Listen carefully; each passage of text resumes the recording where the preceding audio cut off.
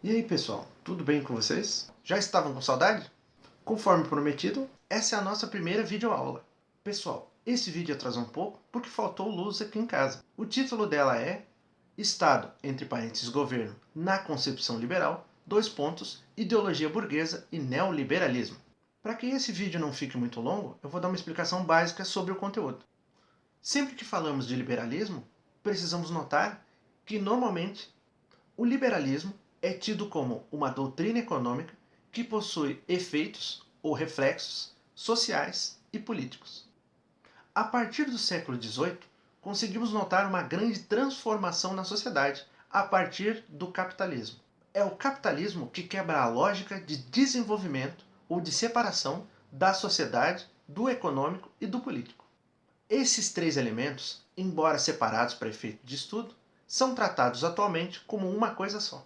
Afinal, em diversas situações, mesmo sociais, podemos ver o comportamento econômico das pessoas.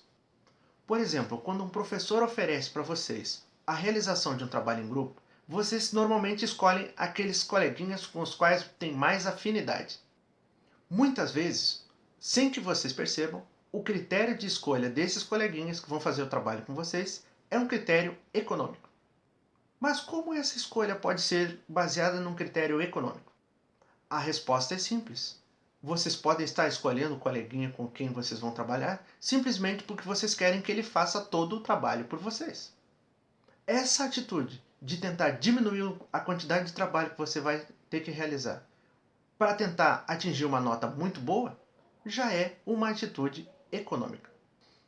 Do mesmo modo, lá em 2018, foi possível notar a influência da política no social, à medida que muitos dos parentes de vocês conseguiram brigar em grupos de família e alguns até saíram de grupos de família por conta de comentários políticos.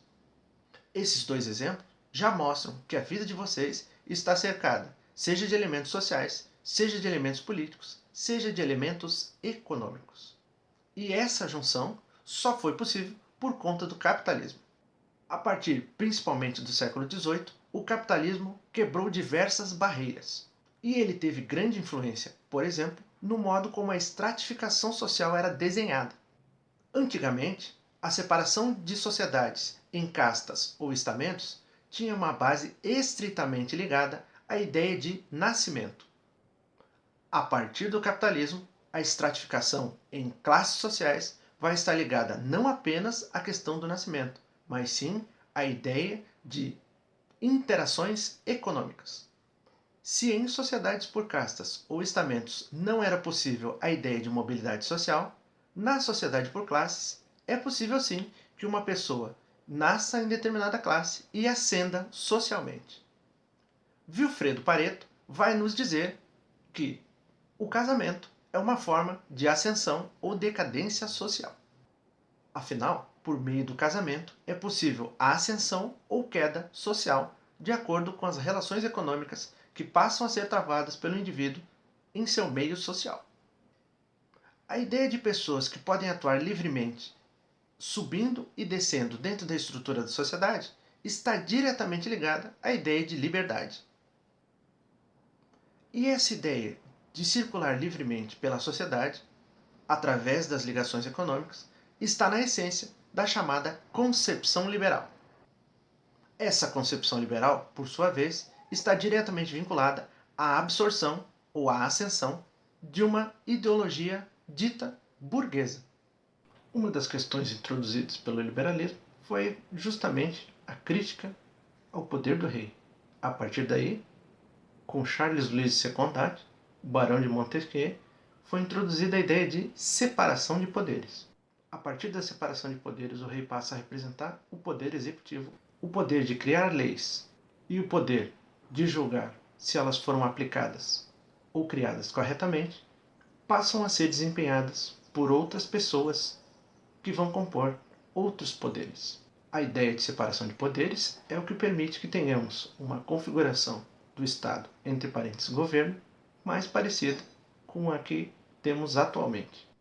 No entanto, embora o liberalismo possa ser entendido como um norte único, ele possui pelo menos três subdivisões. Na tabela disponibilizada no material de vocês, a gente vai perceber a existência de um liberalismo clássico, de um neoliberalismo e de um ultraliberalismo. Graças à influência atual do Estado, entre parênteses governo, muitas das ideias sobre liberalismo estão sendo revistas atualmente por conta da pandemia. Afinal, é necessário um Estado forte para que ele intervenha na economia e não permita que ela quebre. Porém, esse contexto em nada influencia as teorias sobre o liberalismo. Afinal, vão continuar existindo as ideias de liberalismo clássico, neoliberalismo e ultraliberalismo.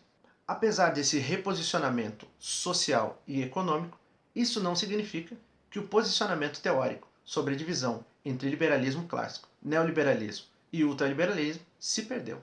Afinal, a teoria sobre o liberalismo continua válida social, econômica e politicamente. E uma momentânea prevalência do Estado não significa que deixamos de adotar neoliberalismo ou ultraliberalismo, ou mesmo que estamos diante do liberalismo clássico. Essa foi a nossa aula de hoje, pessoal. As informações relativas a essa aula são complementadas pelo texto que vocês encontram aqui no sistema. Do mesmo modo, vocês podem encontrar informações adicionais no Sociologia, que é o podcast de Sociologia. Se vocês tiverem alguma dúvida sobre o texto ou sobre o conteúdo dessa aula, podem perguntar que eu vou responder. Nos vemos no próximo vídeo, semana que vem. Até mais! E não se esqueçam, pessoal, eu fiz uma pequena modificação no prazo das nossas avaliações. Elas vão terminar na segunda-feira. E lembre, se possível, fique em casa. Então, até semana que vem.